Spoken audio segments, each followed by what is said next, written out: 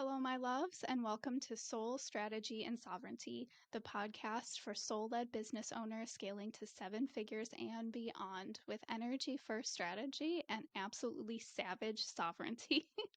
My name is Lauren, and I have been owning businesses for over 10 years and helping soulpreneurs like yourself start and scale businesses for the last 5 years.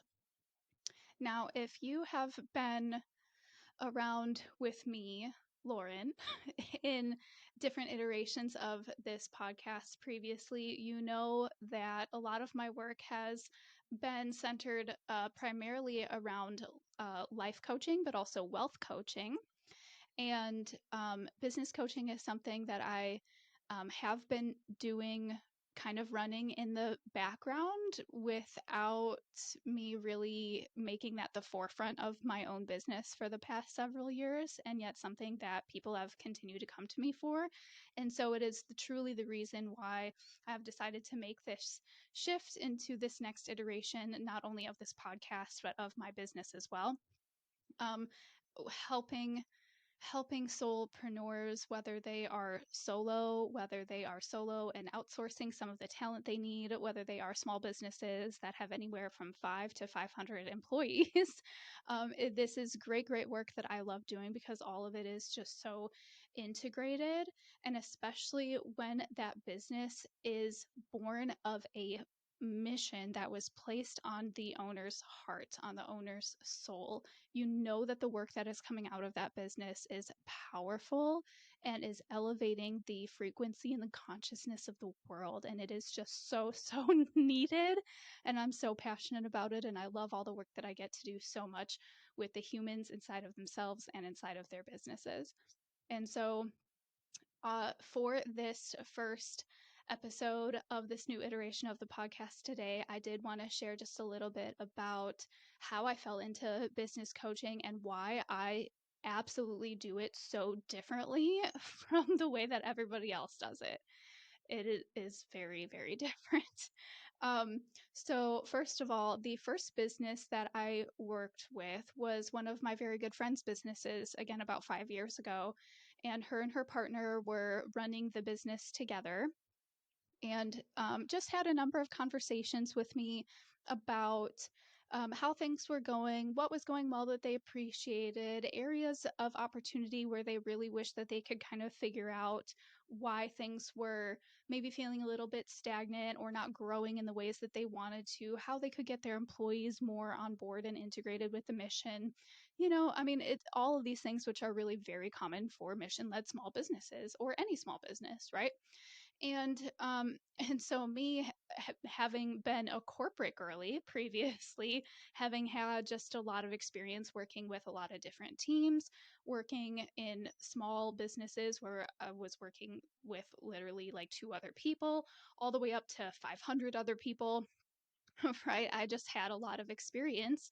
And so I would just say, "Hey, have you tried this? Hey, have you thought about that?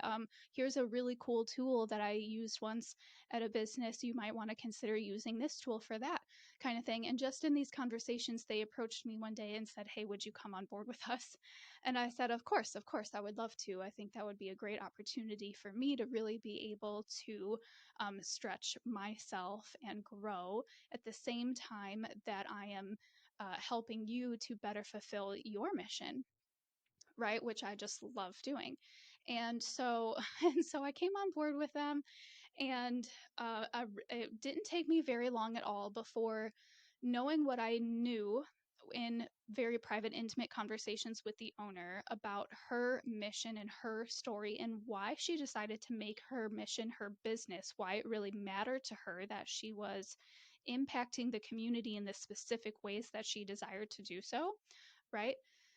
Having that perspective, understanding that paradigm, and then seeing how her employees were operating, how the operations of the business were running, where the pricing was kind of being born from, these different offerings that they had inside of their store, more of a product based business, but with some services as well, right? Just kind of being able to see the greater, bigger picture, almost as if it's like a puzzle, right? And so I'm looking at all these different puzzle pieces and I'm seeing which ones are clicking together very well, where there's some kind of like muddy enmeshment going on, and then where there are gaps and leaks and things where like things need to be patched up and fixed and foundations need to be elevated, right? And so we just started doing this work together where we were really doing all of those things where we, you know, let go of one or two employees who, even after spending some time coaching and training and getting the right processes and strategies in place, a couple of employees just continued to be very disrespectful, just like really weren't getting on board. More importantly, it just was no longer a full body fuck yes for her to keep those people on board. And in my world, if it's not a fuck yes, it's inherently a fuck no. And so, so together we decided that we were going to have, you know, meetings with these people. We did. They were continuing to not get on board with us, so we let them go. That's business. You know, we offered, of course, as heartful people, of course, we offered to help them, you know, seek employment elsewhere, recommendations, whatever. You know, they're not bad people, not bad employees, just not meant to work with this type of company. So, you know, so we let them go. We let go of certain products, certain services. We, you know, we all, I prefer when I go into a business to start by creating space for what you really want. And the only way that you can do that is by trimming the fat. The only way that you can do that really is by getting rid of what's not working, right? And then actually, before, and I think this is where a lot of small businesses and even bigger businesses, especially, really kind of put the cart before the horse, so to speak, is they go like, okay, well, now there's definitely going to be this gap in workforce. Now there's definitely going to be this gap in finance. Now there's going to be this gap in offering, right? And so they try to dive straight into, well, now we have to replace that, right? Now we have to like, well, that person's going to be gone. Well, that thing's going to be gone. So what are we going to replace it with? And then they try to make these decisions from this place of like hustle and bustle and chaos. And making decisions that way never ends in a really positive result ever. So please, if you're doing that, stop fucking doing that. Okay. First and foremost. It is always a much better practice to let the business have a little bit of that breathing room in order to recalibrate first, right? To recalibrate to all of the pieces of the business that are operating in complete alignment with the mission and the vision. What's vibing, what's jiving, what's flowing, what's doing awesome, right? And then to say, okay, now we would love to expand on this a little bit more, right? So when you make decisions from that place of I have the desire as opposed to I have the need, right?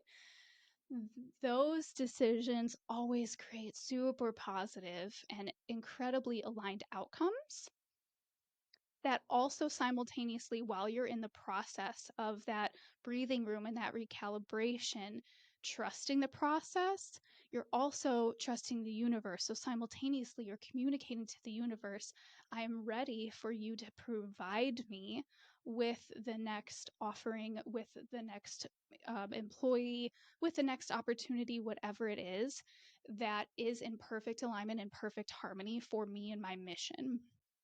And I'm ready and willing to receive it whenever you would like it to come to me, right? and and so there is kind of this constant work when I go into a business that is a wonderful harmony between what are the strategies, the processes, the systems, the tools that we're using, in addition to how are those being led by the energy? What are we allowing the energy to dictate to us as to what are the tools and the systems that we need? And then underlying it all is this trust in creator and these quantum tools that we are using to invite not only the right employees, the right timing for things, but also to send that frequency of the mission out through the quantum field into the world to invite the super aligned and perfect customers and clients for us. what I thought was really crazy is within just a few months of me doing the work with my friend's business, people, people as in customers, were coming from California. This is based in Wisconsin, by the way, Milwaukee, Wisconsin, a tiny hole in the wall, like less than a couple thousand square feet business, is having people fly in from California, from Florida. Actually, a couple of people were flying in very regularly from Florida just specifically to visit her store and her healers that she had working there.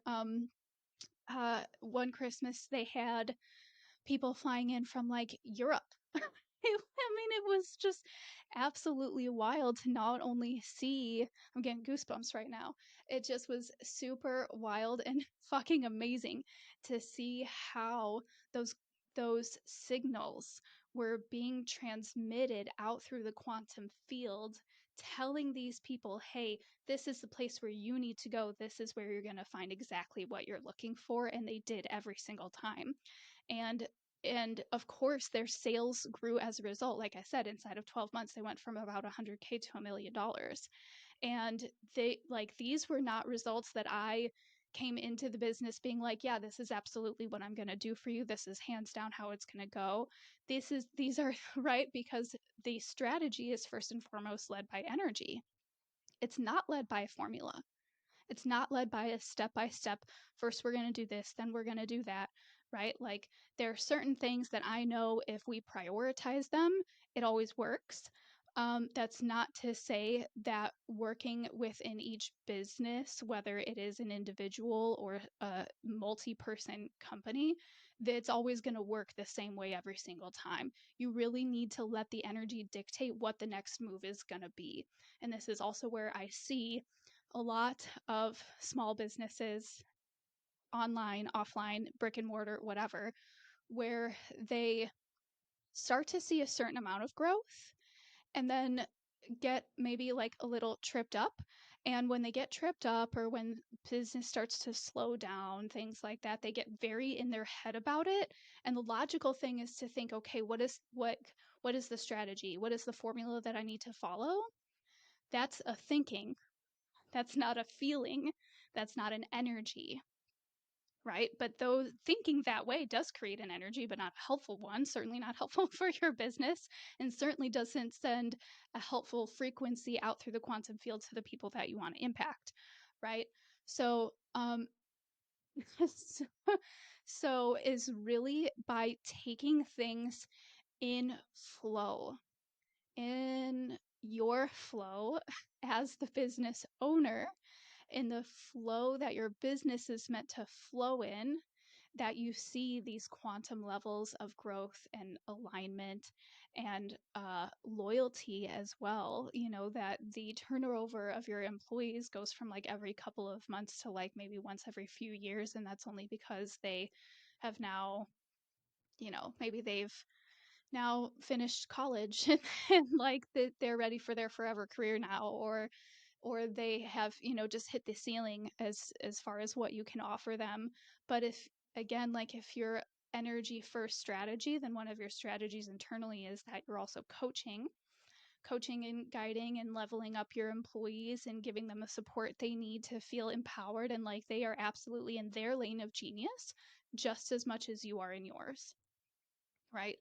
And so when that happens, we also start to see again like quantum these quantum leaps happening internally with the company, where all of a sudden where we were once maybe fighting and arguing with each other, now we're living in harmony. Now we're friends on Facebook. Now we're now we're really like grooving and jiving and like doing all of the good things as employees and as humans, and like really fully showing up and supporting each other and supporting the mission in the business, right? and and so the as I just started to kind of like be around in this business more, seeing how all of these things were happening, being a part of how everything was unfolding, which was so great and awesome. Of course, there are other people in the community who are looking to start and scale their small businesses. Not that they were poaching me, but that they just came to me and started seeking some of my counsel. And so off to the side, kind of here and there, I would just be be helping other people do this work kind of all over the place, and it was just really like a lot of fun, and I've just had a lot of fun doing it ever since then. And so what I also want to make sure that I share about this is one of the primary codes that I hold as a light being doing this work is that when people come to me, it's because they're ready for radical change. It is because they know that there is fat that needs to be trimmed. It is because there are opportunities for growth and expansion that they know they are either not seeing or bottlenecking in some way. It is because it is because uh, they desire the crystal clarity, not just of mind, but of energy and frequency that is going to lead to those quantum levels of growth in themselves and in their business, right? Which, if you didn't know, by the way, is absolutely the difference between being a soulpreneur and an entrepreneur. If you're an entrepreneur, like, chances are the primary purpose of your business is simply to make money.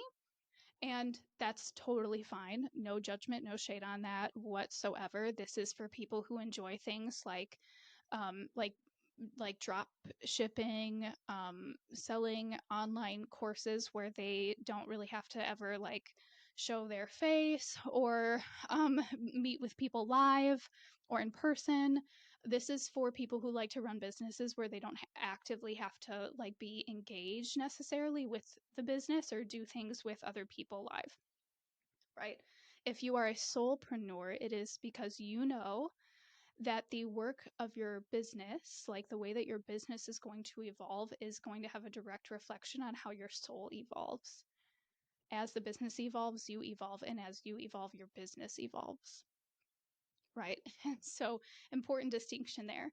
And so, people come to me when they know that they are ready for this, and these are codes that I embody specifically coming from a background where the first business that I owned, this is going to shock a lot of people, the first business that I owned was a martial arts school. And I did not own it as an entrepreneur. I owned it as a soulpreneur. I owned it as someone who had been training in traditional Chinese martial arts at this specific school for, it had probably been like 7 or 8 years at that point. And I already had 2 black belts at that point. Both of them were in kung fu. And um, and so it's like I'm laughing, like thinking about the person I am now compared to the person I was then. So I got into martial arts because I needed to let my savage out. I grew up like a lot of other healers and light beings and mystics and way showers did, in that I had to be the good girl. And so I developed perfectionism. I developed people pleasing. Um, I developed a lot of anger and resentment. I developed a lot of confusion inside of myself as to like, why is it that I feel like I'm meant to speak up, but everyone around me is telling me to be quiet? Why is it that I feel like I'm called to share this wisdom, yet every time I do, people are telling me that I need to get off of my high horse? Why is it that I feel inside of me that I have these natural gifts and powers and I'm very psychic and intuitive, and yet the world around me is telling me that that's like blasphemous and ungodly, and I need to like not admit that at all, right? So like these this I would say the overarching feeling that developed with inside of me having to experience the juxtaposition of all of these things is injustice. I really struggled with this injustice. I was like, there's no way that you're telling me that God created me this way and that I'm not supposed to be this way. That doesn't make any fucking sense. So so so when I was in high school, actually, I guess if we want to go back a little bit, when I was in high school, the first way that I let my savage out was by doing dance. I was in dance class and I took hip hop classes. And so I let my savage out through dance class. Then when I got into college, I apparently dance was like no longer letting out enough of my savage, I guess, and so I joined martial arts, and that was kind of how I got involved in it. And so funny, my business coach the other day, she was like, "Yeah, but you didn't just get like one black belt, you got three. So why didn't you stop? Why did you keep going? And then why did you own the business for a while?" And I was like, "Well, um, partly because it continued to be the place. Like, so I was continuing to train and teach, obviously, through my college years, well after I graduated college, and well into my professional years, like working a separate full-time job and then running this business in the evenings during the week and then testing my students as necessary on the weekends, right? And so when I look back and I think about like, well, why did I do that? Like, well, because those old programs that I had about, being the good girl and staying quiet and all that garbage, those were subconscious programs that I hadn't yet understood were still operating, even with my fiance at the time, with his family, with my family. Like those programs still kind of like ran and operated. And I mean, it took me just like several years of this martial practice of peeling back those layers of all of those programs and of all of like the anger and the injustice and the resentment that I was holding in my body. But then starting to dual train. So then I was training in Kung Fu and then started training in Tai Chi as well. And so I had this kind of like hard edged sort of practice. And then I had this softer nurturing practice. And the softer nurturing practice came in and really helped to kind of like fill the void of like, okay, well, now I've peeled back those layers. Now I've gotten rid of my anger. I'm not angry anymore. Now I've neutralized all of those feelings that held such an electrical charge in my body. Now I'm filling it up with more of the person that you see more of now and today, of balance, of peace, of nurturing, of joy, of gratitude, right? Of like all the light and love things. But what I continue to carry with me through and forever, like I said earlier, is that when I go and I work with businesses, that everything needs to be in alignment, right? Because what I recognized within myself is that I let so many things in my life be out of alignment for way too fucking long, and it literally made me sick. I was physically sick. I was not ever feeling good about myself. I had very low self worth and self confidence. I struggled with money. I struggled with my self trust. I struggled with my voice. Just struggled. And it wasn't until working through these practices for so many years and starting to kind of little by little curate the things that are actually meant for me and coming out on the other side several years later being able to say, if it's not a fuck yes, it's a fuck no. And so when I go into businesses, that is the approach that I take. Is it is got to be in alignment with the energy. It's got to be in alignment with the mission. It's got to be in alignment with the frequency. It has to, or it doesn't go. It has to, or it's not welcome. And sometimes that means that a certain employee or a certain regular customer or a certain strategy or website or platform or whatever, sometimes that means those things work in the season that they work, but maybe they don't work forever. And that's okay. That is super okay. Kung Fu worked for me then. It worked for me for 12 years, but now my joints are a little tired. The practice still serves me. I carry it on in different ways in my own life, but and of course all of the wisdom and the knowledge and the things that I learned as a result of it, right? But to be training as hard as I was 4 nights a week like I was then, like that practice no longer serves me today. So, you know, uh that is the other reason why not only do I love doing this work with these very soul led light beings, but in their businesses as well, is because there exists not only so much potential in the current season, but so much potential in the long term when we understand that life very often occurs in seasons.